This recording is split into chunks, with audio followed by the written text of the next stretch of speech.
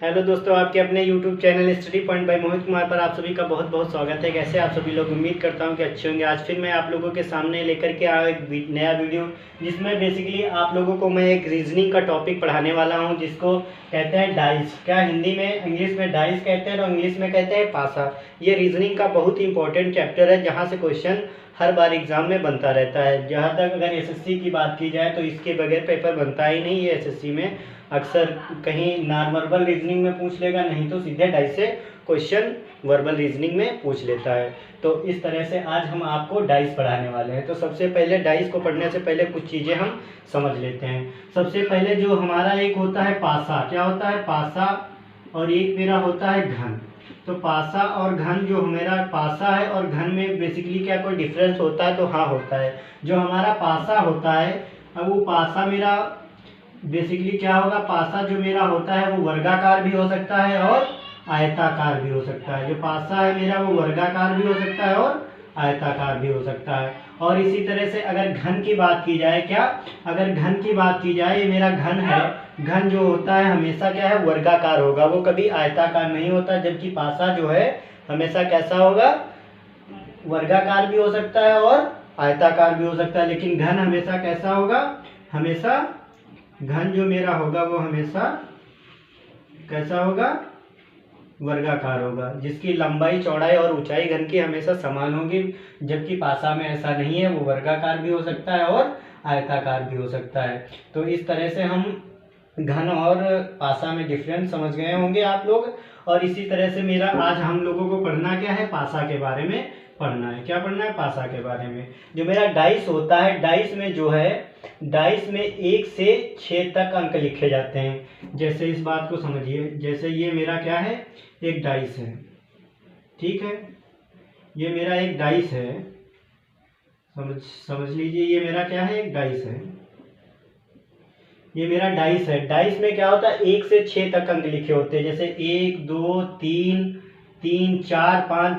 तीन जो होते हैं हमको दिखते हैं, और 3 जो है इसके जस्ट विपरीत होते हैं, जो पीछे होने के कारण हमें दिखते नहीं है। तो इस तरह से पासा में 1 से 6 तक अंक लिखा होता है। और अगला पॉइंट क्या है? इसकी 6 सतह होती हैं। सतह का मतलब ये वाली, ये जो सतह है, एक ये सतह हुई, एक ये सतह हुई और एक ये सतह हुई। ये मेरी क्या कहलाती है? सतह। तो इसकी सतह कितनी होती है? 3 ये दिखती हैं और 3 इसके पीछे होने के कारण हमें दिखती नहीं है। तो इसकी सतह कितनी होती हैं? 3 सतह होती हैं। पासा की कितनी सतह होती हैं? 3 सतह होती हैं। और उसके बाद में क्या है? कोना। जो पासा में कोने होते हैं वो कितने होते हैं? 8। कोना क्या होता है? ये वाले आप लोगों को देख रहे होंगे, ये जो है ये पासा के क्या है? कोना। तो पासा में कितने कोने होते हैं? 8 कोने होते हैं। और फिर अगला पॉइंट क्या है? किनारा। जो पासे में किनारे होते हैं वो कितने होते हैं? 12। किनारे कितने होते हैं? 12। जैसे ये वाला, ये किनारा, ये किनारा, ये किनारा, ये किनारा, ये किनारा, ये किनारा। इस तरह से अगर किनारे अगर पूरे गिने जाए दोनों तरफ के, तो कितने होते हैं किनारे? 12 किनारे होते हैं। इसी तरह फिर अगला क्या है मेरा? डाइस। डाइस में 3 अंक दिखाई देते हैं तथा 3 छुपे रहते हैं। इसका क्या मतलब है? जैसे ये मेरा डाइस है, जैसे लिखा हुआ 5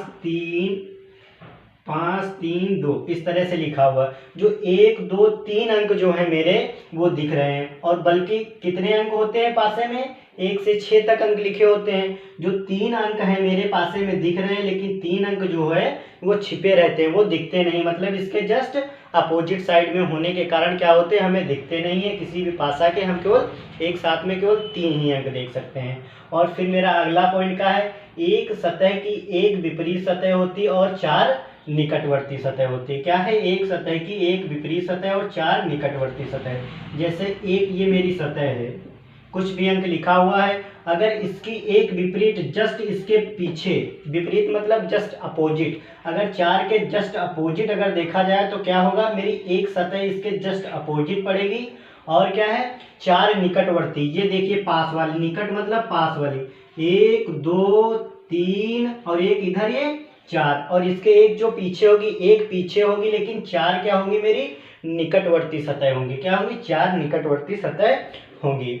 जो हमारा पासा होता है बेसिकली, जो मेरा पासा है, पासा बेसिकली 2 प्रकार का होता है। कि कौन सा पासा? हमको 2 प्रकार का पासा पढ़ना है। एक पढ़ना है साधारण पासा और दूसरा पढ़ना है मानक पासा। कौन कौन से? साधारण पासा और मानक पासा। पासा कितने प्रकार का होता है? 2 प्रकार का। कौन कौन से? साधारण पासा और मानक पासा। मेरा क्वेश्चन इसी साधारण पासा या मानक पासा से बनता है। तो हम समझते हैं सबसे पहले मेरा साधारण पासा क्या होता है। जो मेरा साधारण पासा होता है, ये देखिए, ये आपको दिख रहा होगा साधारण पासा। जो मेरा साधारण पासा होता है ना, साधारण पासे में देखा आप अगर देखेंगे उसकी, जैसे ये मेरा पासा हुआ है, अगर साधारण पासे में किसी 2 सतहों को जोड़ने पर अगर उनका जोड़ जो है 7 आ जाए, क्या है, 2 सतहों का योग जो है 7 हो जाए, तो वो मेरा क्या होता है? साधारण पासा होगा। क्या होगा? साधारण पासा। जैसे 5, 2, 4 ये 3 सतह दी हुई हैं, इनमें से अगर किसी को जोड़ा जाए तो क्या हो जाए? 7 हो जाए। जैसे 5 और 2 मेरा क्या हो गया? 7 हो गया। तो ये मेरा क्या होगा? साधारण पासा। एक और एग्जाम्पल के माध्यम से समझते हैं। जैसे ये मेरा क्या हुआ, जैसे ये मेरा पासा दिया हुआ है, इस पे दिया हुआ है 4, 3, 2 दिया हुआ है, ठीक है, 4, 3। अब 2 सतहों को देखो, जोड़ेंगे 4, 3, 7, तो मेरा 4 और 3 इसको जोड़ने पर मेरा क्या हो गया? 7 हो गया। अगर किसी 2 सतहों को जोड़ने पर अगर योग जो है 7 हो जाता है तो मेरा वो क्या कहलाएगा? साधारण पासा। इसी तरह ये 5, 2 कितना हो गया? 7, ये मेरा हो गया 5 साधारण पासा। और इसी तरह से मेरा होता है दूसरा मानक पासा। जो मानक पासा क्या होता है? मानक पासा इसी का जस्ट अपोजिट होता है। मतलब इसकी जो सतह दिख रही है, हमें 3 सतह दिख रही हैं, इनमें किसी का योग जो है 7 जोड़ने पर 7 नहीं होगा। क्या है? इनका योग जो है जोड़ने पर कभी भी 7 नहीं होगा। क्या है? इनका योग जोड़ने पर 7 नहीं। देखिए 4, 1, 5, 5, 4, 9 और इसको जोड़ेंगे 5, 1, 6। क्या हुआ? इसका योग क्या है? कोई भी 2 सतह को जोड़ने पर हमारा योग जो है 7 नहीं आया, तो मेरा वो क्या होगा? मानक पासा। अगर 7 आ जाता है तो क्या होगा? साधारण पासा। और ये मेरा क्या हो जाएगा? अगर 7 नहीं आया तो मानक पासा। तो इस तरह से साधारण पासा और मानक पासा में आप लोगों को अंतर समझ में आया होगा। तो बेसिकली साधारण पासा में क्वेश्चन किस तरह से पूछता है? साधारण पासा में आपको पूछेगा, जैसे ये डाइस दे दिया और पूछ लेगा कि आपको 4 का विपरीत बताओ। क्या कहेगा? जैसे कहे 4 का विपरीत, 4 की विपरीत सतह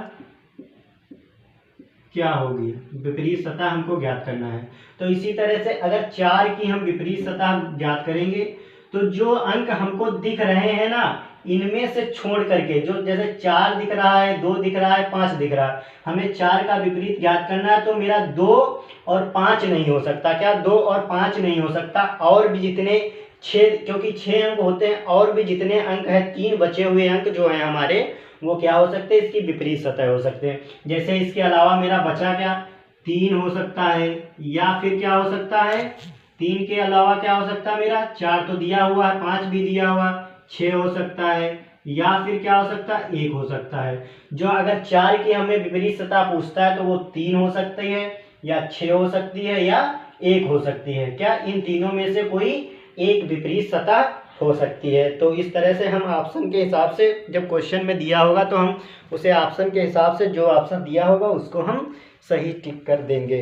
तो इसी तरह से फिर अगला क्वेश्चन, अगर इसी में पूछ दे 2 की विपरीत सतह क्या है, तो 2 की विपरीत सतह सेम वही होगा। 2 की विपरीत सतह 3 या 6 या 1। और इसी तरह अगर 5 की विपरीत सतह पूछ दे तो क्या होगा? 3 या 6 या 1। तो इस तरह से हम विपरीत सतह ज्ञात करेंगे कि विपरीत एक ही होती है सतह, या ये होगी, या ये होगी, या ये होगी, या ये होगी, ना कि तीनों होंगी। इसीलिए मैंने क्या किया? या लिख दिया हो। इसमें से कोई एक विपरीत सतह होगी। और इसी तरह से अगर मानक पासा है, मानक पासा में जैसे यहाँ पर पूछ लिया जाए 1 का विपरीत बताओ, 1 का विपरीत, 1 का हमें विपरीत ज्ञात करना है। 1 का विपरीत मानक पासा में क्या होता है? किन्हीं 2 विपरीत सतहों का, इनकी जो 2 विपरीत सतह है ना, उनका योग जो है 7 होता है। हमेशा विपरीत सतह का, 1 के विपरीत सतह का मतलब योग जो होगा 7 होगा। 4 के विपरीत सतह का योग कितना होगा? 7 होगा। 5 के विपरीत सतह का योग कितना होगा? जैसे 1 का हमें विपरीत पूछा, ठीक, 1 का विपरीत हमें पूछा, इसमें क्या जोड़ दें कि हमारा 7 हो जाए, क्योंकि मानक पासा में जो है विपरीत सतह का योग कितना होता है, 7 होता है। और इसी तरह अगर 4 का विपरीत हमसे पूछ ले, क्या जोड़ दें कि 7 हो जाए। और इसी तरह हमसे अगर 5 का विपरीत पूछ ले तो क्या जोड़ दें कि 7 हो जाए। तो 1 में क्या जोड़ेंगे कि 7 हो जाए, 6। तो 1 का विपरीत क्या होगा, 1 + 6 क्या हो गया मेरा, 7 हो गया। तो क्या हो जाए, 1 का विपरीत कितना हो जाएगा, 6। और इसी तरह 4 में क्या जोड़ दें कि 7 हो जाए। अगर इसमें हम 3 ऐड कर दें, 4 और 3 कितना हो गया, 7 हो गया। 4 3 7 हो गया। तो 4 का विपरीत कितना हो गया मेरा, 3 हो गया। और इसी तरह 5 का विपरीत अगर पूछ ले, 5 और 2 हम अगर जोड़ दें तो कितना हो जाएगा, 7 हो जाएगा। तो 5 का विपरीत क्या होगा, 2 हो जाएगा। इसमें अगर विपरीत पूछता है तो इसमें दी हुई सतहों को छोड़कर उनमें से जो सतह नहीं दी है उनमें से कोई भी हो सकती हैं। अगर इसमें पूछता है कि विपरीत सतह बताओ, तो इसमें क्या होता है कि जिसका पूछेगा, जैसे हमारे पास देखेंगे पहले मानक पासा या स्टैंडर्ड पास, मानक पासा या साधारण पासा है। जैसे हमें दिखा कि ये मानक पासा है, कोई भी सतहों का योग, 2 सतहों का योग 7 नहीं है, तो क्या हो जाएगा मेरा मानक पासा। अगर ये मानक पासा है तो उसमें क्या करेंगे, जैसे 1 का विपरीत पूछा, मानक पासों में विपरीत सतह का कितना योग होता है, यहाँ पर विपरीत सतह का योग 7 होता है। विपरीत सतह का योग 7 होता है। तो 1 का विपरीत 6, 4 का विपरीत इसी तरह 3, 5 का विपरीत कितना हो जाएगा, 2। तो इस तरह से आपको यहाँ तक समझ में आया होगा। अब मैं आपको 1-2 क्वेश्चन करवा देता हूँ ताकि आपको और भी अच्छे से समझ में आ सके। मैं ये वाला पार्ट साफ कर दे रहा हूँ।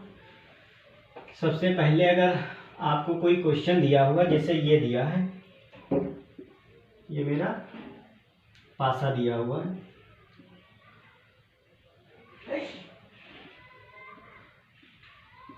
मेरा लिखा हुआ है 3 4 2। तो सबसे पहले हम क्या चेक करेंगे, इसमें पूछा जाए 4 का विपरीत बताओ। हमें पूछ लिया 4 का विपरीत, तो सबसे पहले हम क्या देखेंगे, ये साधारण पासा है कि मानक पासा है। देखें इसमें 2 सतहों का योग क्या, 4 और 3 कितना हो गया, इन 2 सतहों का योग मेरा 7 हो गया। तो मेरा ये क्या हो गया, साधारण पासा। क्या हो गया, साधारण पासा हो गया। 4 और 3 7 हो गया, तो मेरा क्या हो गया, साधारण पासा हो गया। तो 4 के विपरीत अब पूछा है, तो 4 के विपरीत क्या क्या हो सकता है, 1 हो सकता है, या फिर 6 हो सकता है, या फिर 5 हो सकता है। तो इस तरह से आप लोगों को ये कौन सा, या 1 होगा, या 6 होगा, या 7 होगा, किस तरह से। फिर अगला क्वेश्चन हम ले लेते हैं। जैसे अगला क्वेश्चन मेरा दिया हुआ इस तरह से,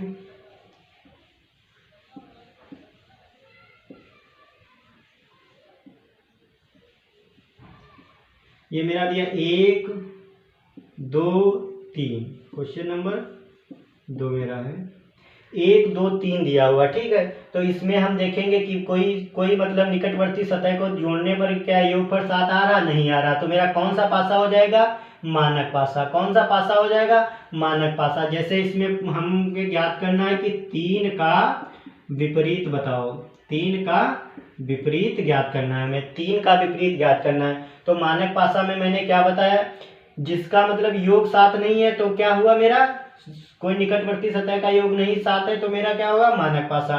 और जब हमें मानक पासा पता चल गया तो हमें 3 का विपरीत ज्ञात करना है। तो 3 में ऐसा क्या जोड़े कि मेरा 7 हो जाए। तो 4 अगर जोड़ दें तो क्या हो जाएगा, 7। तो मेरा 7 क्या हो गया, आंसर हो गया।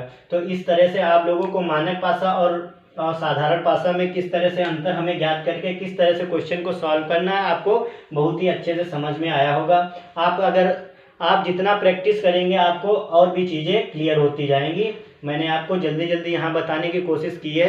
आप क्या करिए, इसके क्वेश्चन कहीं से मिलिए, साधारण पासा या मानक पासा को प्रैक्टिस करिए। मैं आज अगली वीडियो में मैं बताऊंगा अगर 2 या 2 से अधिक पासा दिया हो तो उनकी विपरीत सतह किस तरह से ज्ञात करेंगे। आज मैंने 2 तरीके बताए कि साधारण पासा और मानक पासा के क्वेश्चन किस तरह से सॉल्व होंगे। अगर इसी में 2 पासा या 2 से अधिक पासा, 3 पासा जोड़ दे तो किस तरह से क्वेश्चन सॉल्व करेंगे, अगली वीडियो में मैं बताने वाला हूँ। आज का वीडियो मैं यहीं तक रखता हूँ। अगर वीडियो आपको अच्छा लगता है तो प्लीज़ वीडियो को लाइक करें, दोस्तों को शेयर करें तथा हमें कमेंट के माध्यम से ज़रूर बताएं। अगर वीडियो आपको पसंद आता तो प्लीज़ हमारे चैनल को सब्सक्राइब करें। तब तक के लिए जय हिंद।